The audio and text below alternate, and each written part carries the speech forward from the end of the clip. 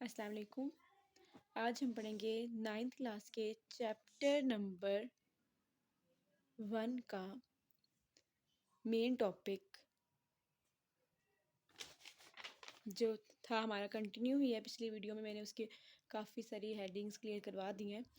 अगर मैं दोबारा रिव्यू कराऊं तो लेवल ऑफ ऑर्गेनाइजेशन, हम क्या पढ़ें? Level of organisation. इसमें सबसे पहले हमने पढ़ा सब एटॉमिक एंड एटॉमिक लेवल, उसको हमने डिटेल में डिस्कस किया। आपको मेरी पिछली वीडियो में इसका पूरा लेक्चर मिल जाएगा। फिर हमने पढ़ा molecular level, tissue organelle and cell level, tissue level. आज हम लोगों का मेन जो टॉपिक है वो है organ and organ system level. Organ and organ system level. अगर मैं पीछे थोड़ा सा ओवरव्यू दे दूं तो सबसे पहले हमने पढ़ा एटम। एटम मिलकर बनाते हैं मॉलिक्यूल। एटम पढ़ा, एटम मिलकर बनाते हैं मॉलिक्यूल्स। फिर मॉलिक्यूल्स मिलकर बनाते हैं एक ऑर्गेनेली। फिर डिफरेंट ऑर्गेनेलीज मिलकर बनाती हैं एक सेल। फिर डिफरेंट सेल्स मिलकर बनाते हैं एक टिश्यू। अब हमने पढ़ना है कि दो डिफरेंट टिश्यूज मिलकर क्या बनाएंगे। अब ये एक टिश्यू हो गया, एक एग्जांपल के तौर पर। ये दूसरा टिश्यूज, ये सिर्फ आपको ध्यान है कि सेल मिलकर क्या बना रहे हैं यहाँ पर टिश्यूज। तो ये हमारे पास क्या बना देंगे? एक ऑर्गन। ठीक है, चलें अब हम पढ़ते हैं यहाँ से ऑर्गन सिस्टम लेवल। सबसे पहले जो ये वाला पैराग्राफ है यहाँ से लेके यहाँ तक, ये ऑर्गन के बारे में। और जो नीचे वाला है वो है organ system. So this is organ level और ये ऑर्गन सिस्टम लेवल। ठीक है। इन high multi cellular organism, high multi cellular organism कौन से होते हैं? जिनके अंदर मल्टी सेल्स होते हैं, बहुत ज़्यादा सेल्स होते हैं। एक तो यूनिसेलुलर हो गए सिंपल, मल्टी सेलुलर में आ जाते हैं humans, animals, all kind of animals, humans, plants. तो ये क्या हो जाते हैं? मल्टी सेलुलर फंजाई भी। In higher multi cellular organisms more than one type of tissue having related function। क्या? more than one type of tissue। अब एक तरह के सिर्फ टिश्यू नहीं होंगे, बहुत सी टिश्यूज की टाइप होंगी, वो उनके क्या फंक्शन होंगे, आपस में रिलेट करेंगे उनके। अब यहाँ पर जो टर्म रिलेट है ना, अगर आप लोग इसको डेफिनेशन में मिस कर देते हो तो आप ये डेफिनेशन रॉन्ग कंसीडर होगी। ठीक है। हैविंग, कुछ बच्चे लिख देते हैं having same functions. No no, same function नहीं, रिलेटेड फंक्शन। क्या? रिलेटेड, वो वाले फंक्शन। रिलेटेड टर्म्स यूँ है कि इसकी जो फंक्शंस है, डिफरेंट टिश्यूज के फंक्शन है होते डिफरेंट है, लेकिन कहीं ना कहीं डायरेक्टली भी और इनडायरेक्टली भी एक दूसरे के फंक्शन को सपोर्ट कर रहे थे। वो मैं इसके नीचे एग्जाम्पल में आपको क्लियर करूंगी। So having related function, organised together, मिलते हैं आपस में, एंड मेक अ यूनिट, और क्या बना लेते हैं? एक यूनिट, जिसे हम कहते हैं ऑर्गन। जिसे हम क्या कहते हैं? Organ. Paper point of view से ये वाली डेफिनेशन आप लिखना, आपके लिए बहुत अच्छी लगेगी अगर आप ये डेफिनेशन वर्ड टू वर्ड याद करके एज इट इज लिखते हैं। कैसे? In higher multicellular organism more than one type of tissue. क्या? मोर देन, एक नहीं, एक तरह से नहीं, एक ही तरह के नहीं, एक तरह से ज्यादा डिफरेंट तरह के टिश्यू, जिनके फंक्शन क्या हो? रिलेट करते हो आपस में, आर ऑर्गेनाइज टूगेदर, मिलते हैं आपस में, मेक अ टिश्यू यूनिट, एक यूनिट बना लेते हैं जिसे हम क्या कहते हैं? Organ. So different tissues of an organ perform there specific function. अब जो डिफरेंट टिश्यूज होते हैं ऑर्गन में, उनका एक अपना एक खास मकसद होता है। ठीक है। And these function are collective become the function of organ. तो वो फंक्शन आपस में मिलते हैं जब स्पेसिफिक, हर एक ऑर्गन अपना स्पेसिफिक फंक्शन परफॉर्म करेगा। तो फिर जब ये सारे फंक्शंस परफॉर्म हो जाएंगे तो एक यूनिट के अंदर परफॉर्म होंगे, जिसे हम क्या कहते हैं? ऑर्गन। अब एग्जाम्पल, अब नीचे, अब एग्जाम वहाँ से लेके यहाँ तक, फिर ये एग्जाम्पल इंपॉर्टेंट है। फॉर एग्जाम्पल स्टमक, अभी क्या कहने हैं? स्टमक, मैदा हमारा एक ऑर्गन है। सिर्फ अभी सिर्फ डाइजेस्टिव सिस्टम की बात नहीं हो रही, सिर्फ एक उसकी एक पार्ट, एक स्टमक की बात हो रही। ठीक हो गया। Stomach is an organ specialise for digestion. ये कॉमन एग्जांपल है कि आप लोगों को पता है कि जो मैदा है हमारा, वो डाइजेशन के लिए यूज होता है। किसकी डाइजेशन के लिए? Protein and for storing food, और फूड को स्टोर करने के लिए। अब क्या है कि stomach is an organ use for specialise, या स्पेशलाइज फॉर द डाइजेशन। अब इसमें कितनी तरह के टिश्यूज हैं? हम क्या, जो हम टिश्यूज के बारे में पढ़े ना कि ऑर्गन के अंदर किस तरह टिश्यूज मिलकर, तो हम एग्जांपल लिए अब स्टमक है। अब स्टमक के अंदर किस तरह टिश्यू मिलकर परफॉर्म कर रहे हैं और कैसे एक यूनिट बनाकर, जिसे हम ऑर्गन स्टमक को कहते हैं। क्यों कहते हैं? अब ये इसकी एग्जांपल हमें नीचे से ये हमें इस नीचे वाले पैराग्राफ क्लियर करें कैसे। Two major type of tissues are present in it structure. अब वो कह रहे हैं दो मेजर टाइप और टाइप्स की टिश्यू है, लेकिन आपको सिंपलेस्ट में उसने एग्जाम्पल क्या दिए, दो मेजर, दो बड़ी जो बिल्कुल अपनी पहचान आप रखते हैं टिश्यू, बिल्कुल इनका जो बहुत ज़्यादा ज़रूरी फंक्शन है, बहुत मेजर है, वो टिश्यूज कौन से हैं स्टमक के स्ट्रक्चर में। Epithelial, glandular tissue. एक हो गया एपिथेलियल, क्या it's word is epithelial. Epithelial या epithelial glandular tissue secrete gastric juices. अब ये क्या कहते हैं, गैस्ट्रिक जूसेस कौन से थे बेटा, अगर मैं आप लोगों को आपकी कॉमन लैंग्वेज में बताऊँ ना तो इसे कहते हैं, आप लोग कहते हैं तेजाब, ठीक है।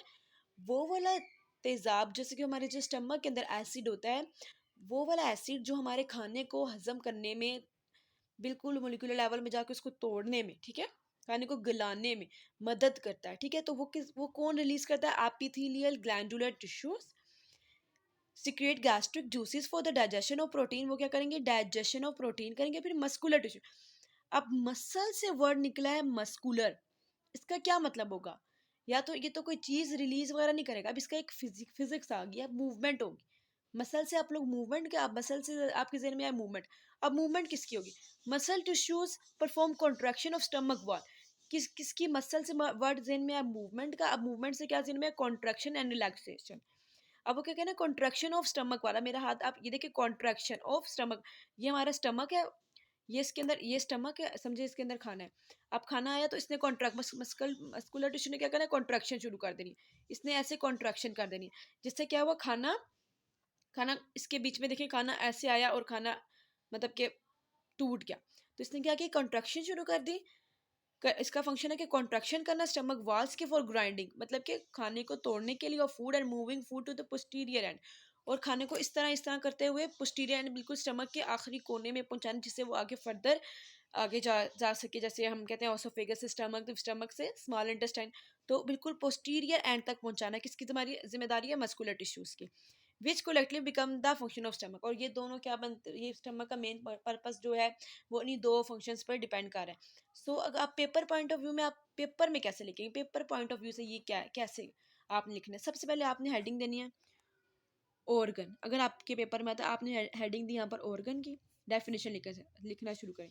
इन higher multicellular organism more than one type of tissues is present, ठीक हो गया। Having related functions are organised together make a unit called organ. अब इसकी एक सिंपल अपने एग्जांपल लेनी है, ठीक है, सिंपल डेफिनेशन जो 2 लाइंस मैंने ऊपर मार्क करी वो, फिर उसके बाद एग्जाम्पल में आपने लिखना है, for example stomach is an organ, इसका फंक्शन क्या है, आप लिखना है इट्स फंक्शन, मैं तो भी आपको पॉइंट्स की फॉर्म में लिखवा रही हूँ, लेकिन आपने लिखना है stomach is an organ, its function is digestion. Stomach is an, आप लिखना है stomach is an organ, its function is digestion. Two main types of tissue present in it, ठीक है, कौन से टू मेन टाइप्स हैं, कौन सी मेन मेजर या मेन है, कौन सी है, एपिथेलियल, एपिथेलियल होगी, और दूसरी क्या है, एपिथेलियल ग्लैंडुलर टिश्यू, ये आपने लिखना है। इसका फंक्शन इसके साथ नीचे ही लिख देना, इसका फंक्शन क्या होगा, एपिथेलियल ग्लैंडुलर टिश्यू का क्या फंक्शन होगा, वो आपने इसके नीचे लिख देना। फिर मस्कुलर टिश्यू, फिर उसका जो फंक्शन है वो आपने नीचे लिख देना। तो यह आपका लॉन्ग, आप इस तरह लिखेंगे तो आपको, ये तो मैंने बुलेट्स के फॉर्म में लिखा, आपने पैराग्राफ के फॉर्म में इसको लिखना है, और आपका इंशाल्लाह बेहतर हो जाएगा। इस पूरे पैराग्राफ को याद करने की ज़रूरत नहीं कि आप इसको पूरा पूरा रटा लगाएं, ताकि आप, तो आपको भी मुश्किल हो और फिर आप लोगों को मुश्किल भी लगे बाहर हो। देन ऑर्गन सिस्टम, अब ऑर्गन की बात खत्म, अब ऑर्गन सिस्टम, अब क्या हो गया, अब ऑर्गन टिश्यू ने मिलकर ऑर्गन बना दिए, अब इन ऑर्गन्स ने मिलकर क्या बनाना है, organ system level. The next level of organization in higher multicellular organisms is the organ system level. क्या है अब organ? Different organs performing related. अब यहाँ पे भी देखें क्या टर्म यूज है ये बच्चे, related. Different organs having related functions are organized together in the form of an organ system. So different organs, वो वाले organ आपस में मिलेंगे। अब देखें कोई brain digestive system में आया, कोई ब्रेन का फंक्शन है डाइजेस्टिव सिस्टम में, कि खाना कहीं ब्रेन से तो नहीं, इस तरह तो नहीं ना। रिलेटेड का वर्ड यहाँ पे इस वजह से यूज किया ताकि आप लोग को ये बहुत क्लियर बता दिया जाए कि वो ही वाले ऑर्गन आपस में टुगेदर इकट्ठे होंगे और फंक्शन परफॉर्म करेंगे जिनके फंक्शंस रिलेटेड होंगे, ठीक है। Function are organized together in the form of organ system. In organ system level, each organ carries out a specific function. Her organ, इधर भी हर टिश्यू का अपना specific function था, इधर भी हर organ का अपना specific function है, ठीक है। अब आप लोगों ने पेपर यहाँ से different organ performing related functions are organized together in the form of an organ system, यहाँ तक ठीक है। फिर each organ carry out a specific function and the function of the all organs appear as a function of organ system. और जब हर organ अपना function perform करता है, फिर जो उसका हर ऑर्गन अपना अपना फंक्शन परफॉर्म करेगा, फिर उसको कलेक्टिवली हम क्या कर देंगे, ऑर्गन सिस्टम लेवल का फंक्शन कह देंगे। अब इसकी एग्जांपल बच्चे आप लोगों ने फोकस करना है, ठीक है। एग्जांपल और डेफिनेशन बस 2 मार्क्स, 2 लाइंस की डेफिनेशन और एग्जांपल बहुत अच्छी सी, बहुत प्यारी प्यारी करके अगर आपने लिखी हो तो आपको कोई भी टीचर 4 में से 2 कभी नहीं देगा, आपको हमेशा 4 में से 4 या 3.5 ही मिलेंगे, ठीक है। अगर आपने डेफिनेशन बिल्कुल एक्यूरेट रिलेटेड की टर्म यूज़ की होगी और इसके साथ आपने एग्जांपल बहुत अच्छी दी होगी जो बुक की ही है, बुक ही की एग्जांपल है, तो वो आपको कभी आपको कोई मार्क्स नहीं काटेगा। For example, digestive system is an organ system that carries out the process of digestion. तो आप कह रहे हैं डाइजेस्टिव सिस्टम क्या है, ऑर्गन सिस्टम है। That carry out the process of digestion, जिसमें डाइजेशन का, खाने को हजम करने का प्रोसेस होता है। Major organ in a framework और ओरल कैविटी। अब सबसे मेजर ऑर्गन्स कौन कौन से डाइजेस्टिव सिस्टम में, तो कौन कौन से हमारे पास यहाँ पर, ओके, ओरल कैविटी, हमारा ये मुंह वाला एरिया जितना भी है स्टमक से ऊपर ऊपर वाला oral cavity, oral cavity, cavity oesophagus वाला, यहाँ पे जैसे आप लोग बचपन से पढ़ते हैं मुंह के अंदर खाना डालेंगे, फिर ओसोफेगस से वो नीचे आएगा स्टमक पे, तो ये सारी वही बातें हैं। Stomach, small intestine, large intestine, liver and pancreas, all these organs are helpful in the process of digestion. So हमारा organ and organ system level हो गया कंप्लीट, और ये बहुत इंपॉर्टेंट है। देन वैसे ऑर्गन सिस्टम लेवल सारे ही इंपॉर्टेंट है पेपर पॉइंट ऑफ व्यू से, ओके आगे भी है। The organ system level is less complex in plant. अब सिमिलरली, अब जाहिर सी बात है, अब ह्यूमंस और एनिमल्स के अंदर तो भाई बहुत ही ज़्यादा ऑर्गन सिस्टम लेवल कम्प्लेक्स है, लेकिन प्लांट्स के अंदर बहुत ही सिंपल सा है। छोटे छोटे पौधे होते हैं, बड़े भी हो जाए तो उनके वही लीव हुई रहना है, स्टेम ने थोड़ा सा मजीद बड़ा हो जाना है, लेकिन स्टेम ने स्टेम ही कहना है हमने, okay. As compare to animals, this is due to the greater range of function and activities in animals than in plants. क्यों, ऐसा क्यों है? ऐसा इस वजह से है क्योंकि फंक्शंस और एक्टिविटीज़ किसकी ज़्यादा होती है, जानवरों और इंसानों की, क्योंकि वो मूव करते हैं ना, खाना पीना डाइजेशन। और प्लांट तो भाई अपना फूड भी खुद ही बना लेता है अंदर, और सारा एक्सक्रीशन का उसका सच कोई इतना खास निज़ाम नहीं है, तो वो सारा काम खुद कर लेता है, सो इस वजह से लेस है।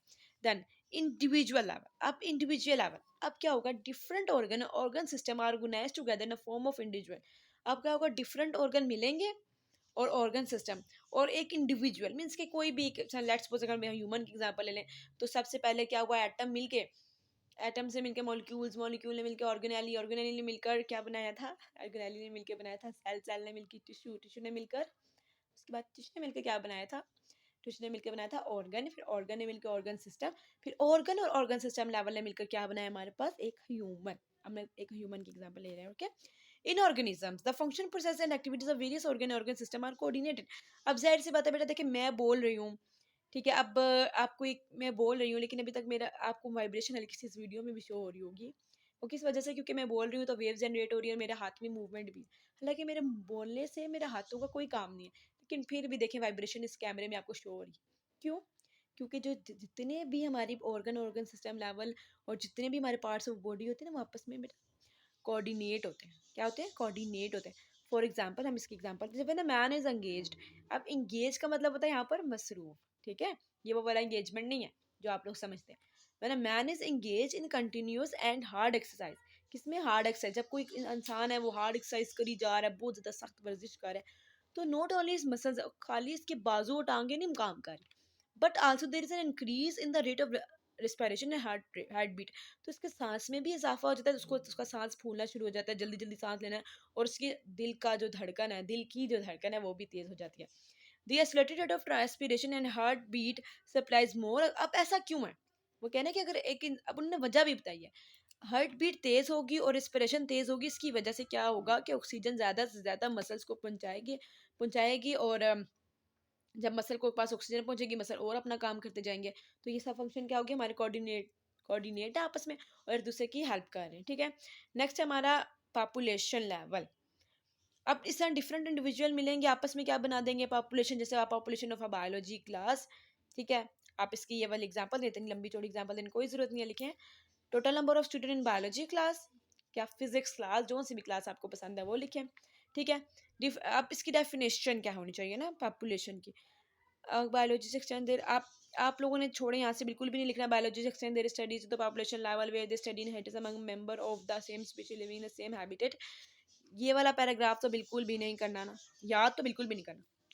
यहाँ से आप population is defined as a group of organism of the same species located the same place in the same time. अब पॉपुलेशन क्या है, वो वाली species, group of organism, sorry group of organism, जानदारों का वो ग्रुप जो कि एक ही स्पीशीज से बिलोंग करता हो, एक ही वक्त पर एक ही जगह पर पाया जाए, तो समझ गए पॉपुलेशन। जैसे कि मैंने क्या बोला एग्जाम्पल में, बोला कि नंबर ऑफ स्टूडेंट ना, number of student in biology class, let's suppose biology, तो ऐसे मैं एग्जांपल ले रही हूँ, number of student in class, तो देखिए सारे इंसान होते हैं ना, सबकी स्पीशीज सेम है, सो ये हमारे पास क्या आ गई पॉपुलेशन।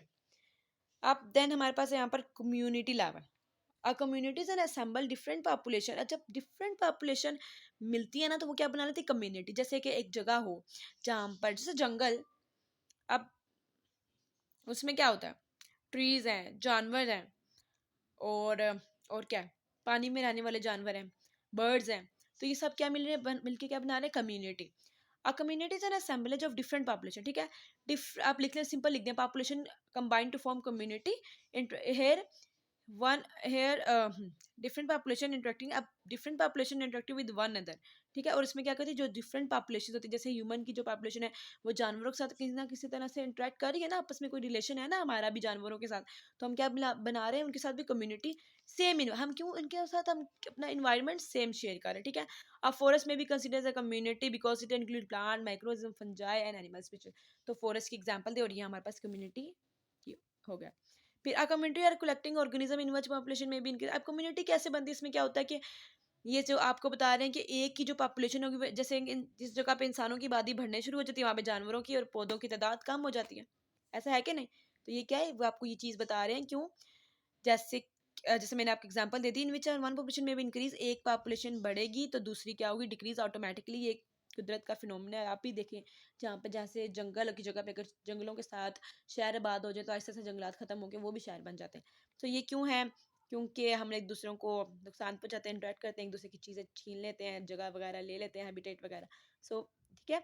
अदर कम्युनिटीज में भी simple fallen log with various populations under the simple community number and size population is limited, so any change in biotic and biotic factor। अब biotic and abiotic factor क्या होता है, biotic मतलब कि वो जैसे एबायोटिक तो ना वाटर, वाइन, और बायोटिक लिविंग, ठीक है, लिविंग थिंग जो लिविंग में be drastic and long lasting effect. वो कहते हैं कि कोई भी जब चेंज आएगा किसी भी बायोटिक में या उसकी कम्युनिटी में, किसी किस्म का कोई चेंज आता है किसी इन्वायरमेंट में, तो वो उसकी पॉपुलेशन में इंक्रीज, जैसे आप देखो अगर हम जाकर जंगलों के साइड में रहना शुरू कर देते हैं, वहाँ से ऑटोमेटिकली जो जानवर होते हैं वो मूव खत्म होना शुरू करते हैं, वो चले जाते हैं वहाँ से, क्योंकि उन्हें पता चल जाता है कि यहाँ पे अब चेंज आने लग गया है, जो पानी का उस तरह पानी उनको पौधे खुराक में कमी में शोर वगैरह, तो उनको डिस्टर्बेंस है, तो वहाँ से चले जाते हैं।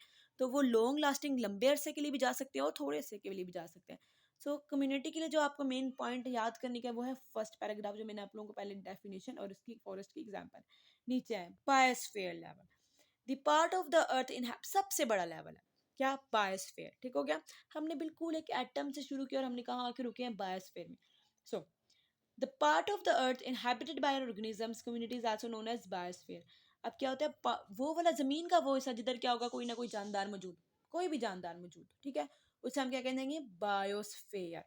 इट कंस्टिट्यूट्स ऑल इकोसिस्टम, इसमें भाई अब ऑल इकोसिस्टम आ जाता है, ठीक है, जितने भी इकोसिस्टम है। इकोसिस्टम का होता है area where an organism live, ठीक है, area where living organism interact with non living components of the environment. अब इकोसिस्टम क्या है, जहाँ पर ऑर्गेनिज्म रहते हैं और वो नॉन लिविंग क्या होता है, जैसे पानी, हवा, हम इनके साथ क्या रिलेशन में है ना, तो इसको हम क्या कहते हैं इकोसिस्टम। तो जितने भी इकोसिस्टम होंगे वो किधर आ जाएंगे, बायोस्फीयर में आ जाएंगे। It is also called the zone of life of the अर्थ, इसको हम कहते हैं zone of life of the अर्थ। मैंने आपको ये और जो टॉपिक है लेवल ऑफ ऑर्गेनाइजेशन अपनी 3 वीडियोस में कंप्लीट कराया है। फिर भी अगर आपको किसी किस्म का कोई कन्फ्यूजन, किसी भी किस्म की कोई कन्फ्यूजन, आप मुझे कमेंट में मुझसे क्वेश्चन पूछ सकते हैं, मुझसे पूछ सकते हैं। और मैं इंशाल्लाह कोशिश करूँगी कि मैं आपको बिल्कुल सही से एक्सप्लेन करूँ। जितनी मुझे अल्लाह ताला ने तौफ़ीक दी है, मैंने आपको उस तरह अकॉर्डिंग, उसकी अपनी हिम्मत के अकॉर्डिंग आप लोगों को काफ़ी समझाने की कोशिश किया। और मेरा ज़्यादा फ़ोकस रहता है मैं ट्रांसलेशन करूँ बच्चों को, क्योंकि अगर यूँ तो मैं भी आपको नोट्स बनाऊँ और डायरेक्ट अपने रजिस्टर रखूँ, आपको बुलेट्स बना के समझाना शुरू कर दूँ, लेकिन इससे बच्चे आप लोगों ने याद नहीं करना था, याद आपने इससे करना। तो इस वजह से आपको इसकी एक-एक टर्म, इन पैराग्राफ्स की एक-एक, इस बुक की एक-एक टर्म आपको क्लियर होनी चाहिए। सो अगर मेरी वीडियो पसंद है, इसको सब्सक्राइब करें, लाइक करें, शेयर करें। और अब तक के लिए इतना ही। अल्लाह हाफ़िज़।